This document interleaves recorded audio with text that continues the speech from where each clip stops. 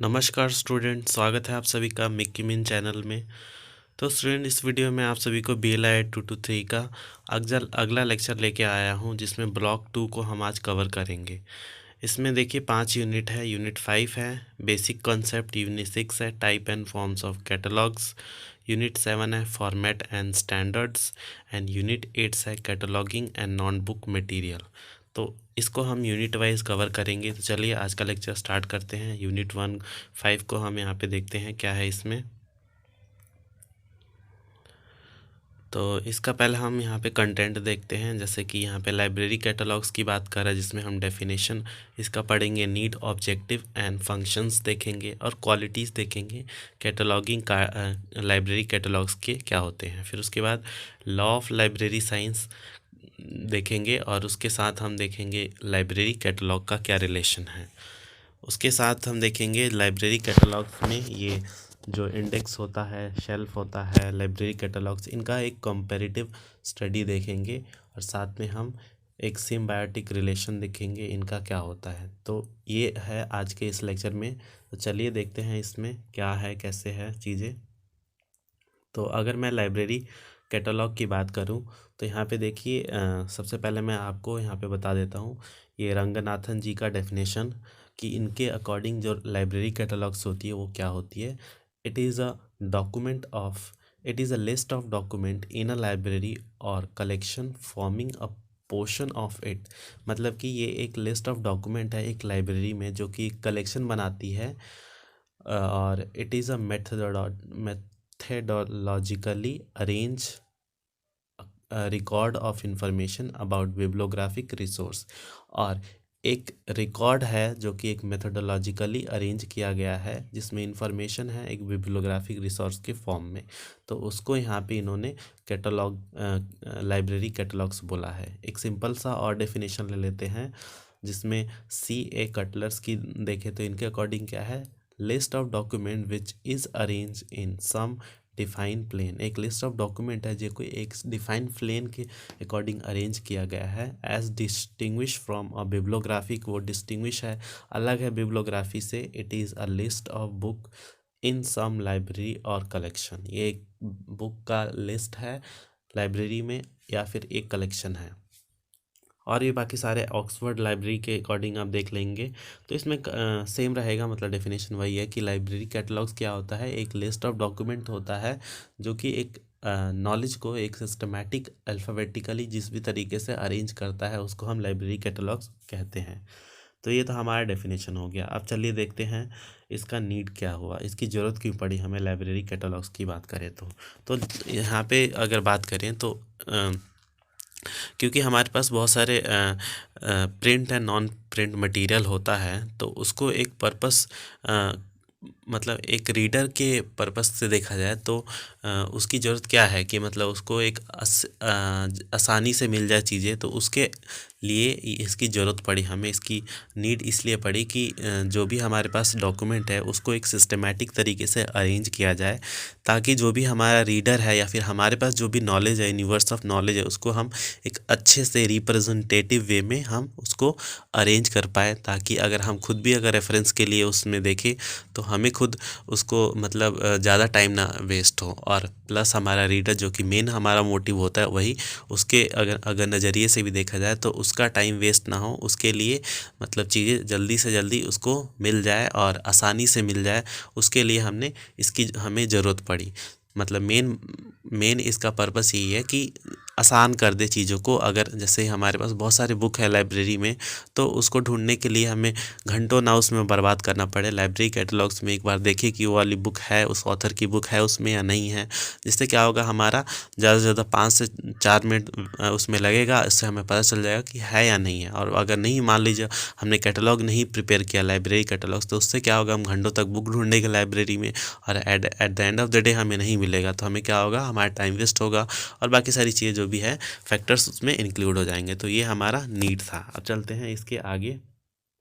Objective की बात करें तो ऑब्जेक्टिव भी सेम ही होता है, मतलब सेम है इसी में। जैसे कि enable person to find book, एक व्यक्ति को मतलब उसकी चॉइस ऑफ बुक को ढूंढने में मदद करें। जैसे कि मान लीजिए वो किसी पर्टिकुलर ऑथर को लेके आया तो उसके अकॉर्डिंग वो ढूंढ सकता है, टाइटल के अकॉर्डिंग ढूंढ सकता है, या फिर सब्जेक्ट नॉलेज नोन के अकॉर्डिंग वो ढूंढ सकता है। फिर दूसरा, show what the library has, या फिर लाइब्रेरी के पास क्या क्या कलेक्शन है।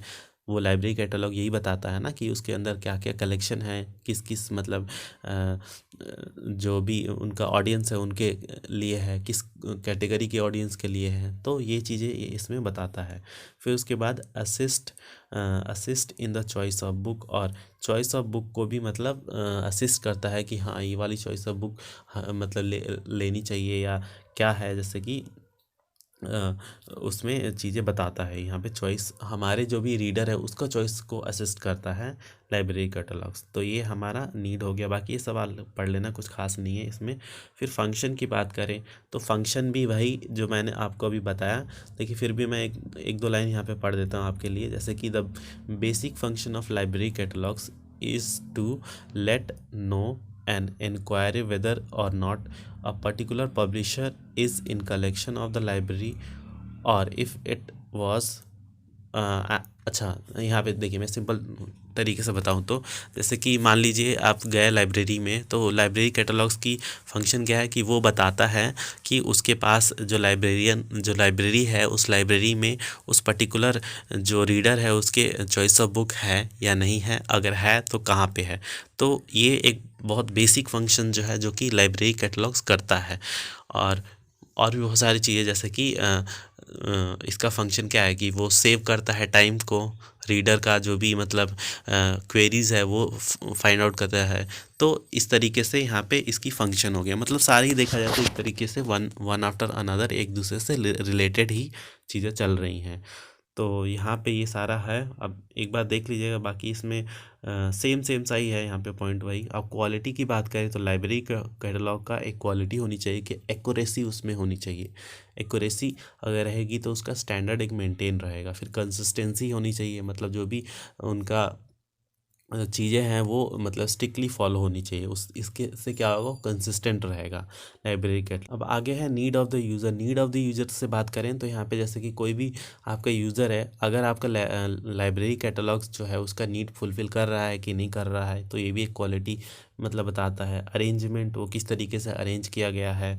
फिर अप टू डेटनेस, बार बार मतलब उसको अपडेट कर रहे हैं नहीं कर रहे हैं, ये भी एक क्वालिटी बताता है। मल्टी प्रोलोंग अप्रोचेस, बहुत सारी चीज़ें उसमें शो हो रही है नहीं हो रही है, सिर्फ एक ही चीज़ उसमें दर्शा रहा है, तो ये सारी चीज़ें इसमें हैं। फिर लाइब्रेरी कैटलॉग्स का अगर हम कंपैरिजन करें लॉ ऑफ लाइब्रेरी साइंस से, तो देखिए law of library science I don't think आप लोगों को अभी मतलब बताने की ज़रूरत है, क्योंकि ऑलरेडी मैंने पूरा लॉ ऑफ लाइब्रेरी साइंस 2:1 में मैंने पूरा अच्छे से लेक्चर कवर कर रखा है। अगर आपने वो नहीं देखा तो आप ऊपर आई बटन पे या देख सकते हैं, उस पर मैंने लिंक डाल दिया है, या फिर उसके अलावा आप हमारे चैनल के प्लेलिस्ट में जाके 2:1 का वीडियो देखे, पूरा उसमें थ्योरी उसमें कराया है मैंने।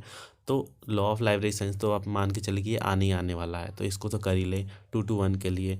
प्लस इसमें अगर हम देखें तो इसमें लाइब्रेरी साइंस का क्या रिलेशन, जैसे पहला जो लॉ है लाइब्रेरी साइंस का वो क्या बोलता है, बुक आर फॉर यूज़। तो मान लीजिए अगर आपका जो कैटलॉग है अगर वही अरेंज नहीं है तो बुक यूज़ कैसे होगा, क्योंकि आपका रीडर आपके बुक तो पहुंच ही नहीं पाएगा।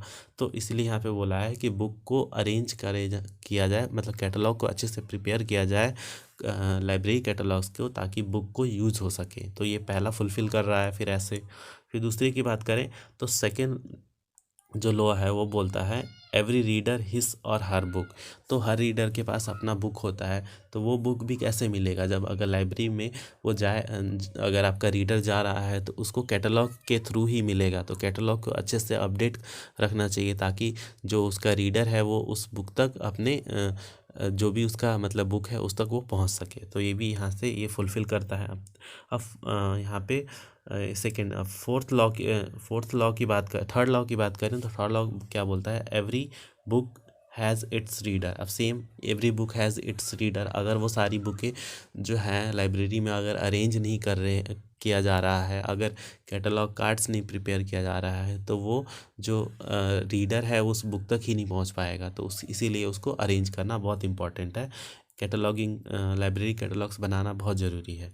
फिर फोर्थ लॉ की बात करें, save the time of the reader, बहुत इंपॉर्टेंट है। अगर कैटलॉग कार्ड्स बना हुआ है, लाइब्रेरी कार्ड्स बने हुए हैं, तो उससे क्या होगा, रीडर का टाइम सेव होगा। वो फिर आगे भी आने का मतलब कोशिश करेगा, क्योंकि उसका टाइम बच गया, पहले ही पता चल गया बुक है नहीं है, क्या है कैसा है, तो उसका टाइम बच रहा है। तो इससे ये भी फोर्थ वाला भी लॉ फुलफिल हो गया। अब फिफ्थ जो है, library is a growing organism.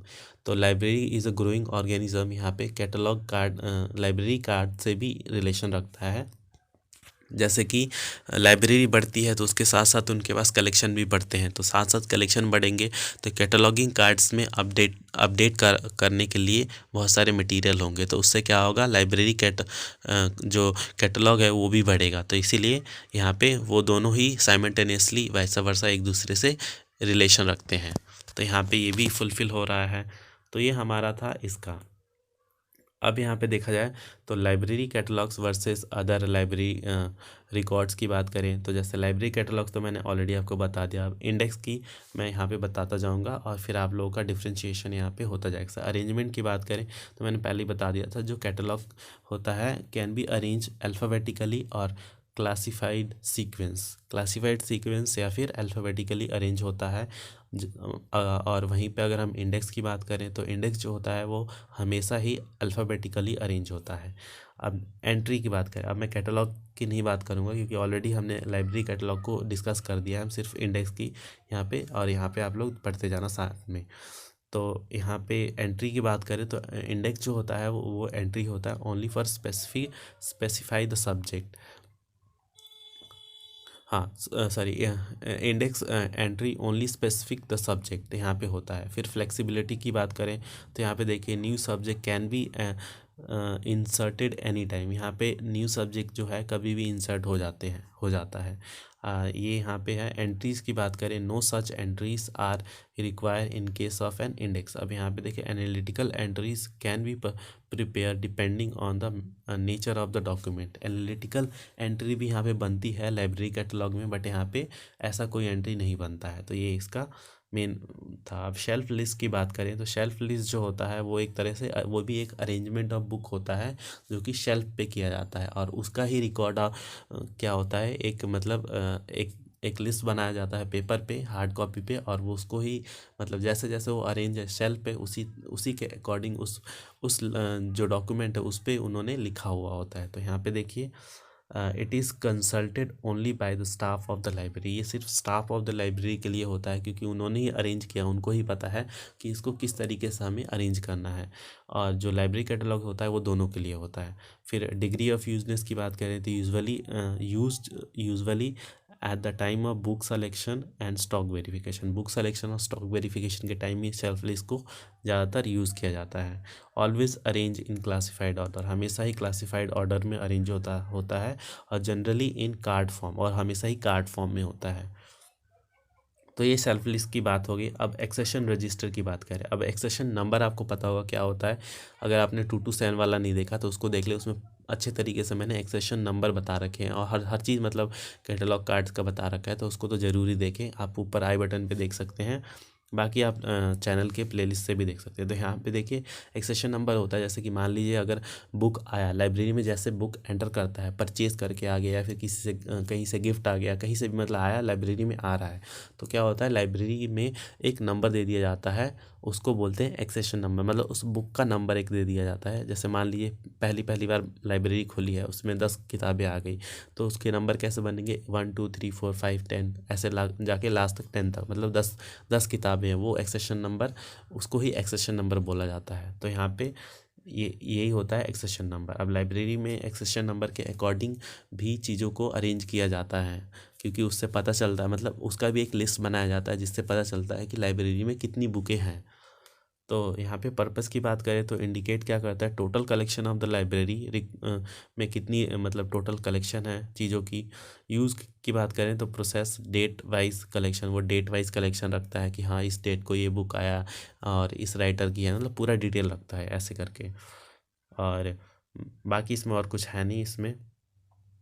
आगे चलते हैं फिर। हाँ, यहाँ पे देखिए catalogue library catalogue, bibliographic and publisher catalogues की बात करें। देखिए लाइब्रेरी कैटलॉग ऑलरेडी मैंने बता दिया है, बिब्लियोग्राफिक मैं बता दूंगा और पब्लिशर कैटलॉग की बात कर दूंगा। तो यहाँ पे आप देख सकते हैं डिपेंडिंग अपॉन, जैसे यहाँ पे देखिए पहले वाला मैं पढ़ लेता हूँ लाइब्रेरी कैटलॉग को, कि जो सब क्या करता है, satisfy the law of library science. Satisfy क्या करता है, लॉ ऑफ लाइब्रेरी साइंस को।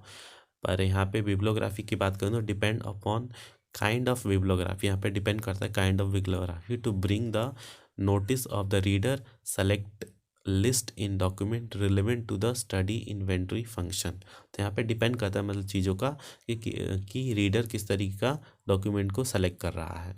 फिर यहाँ पे पब्लिशर कैटलॉग की बात करें तो promotion for sale of the book, यहाँ पे प्रमोट क्या करता है, सेल ऑफ द बुक।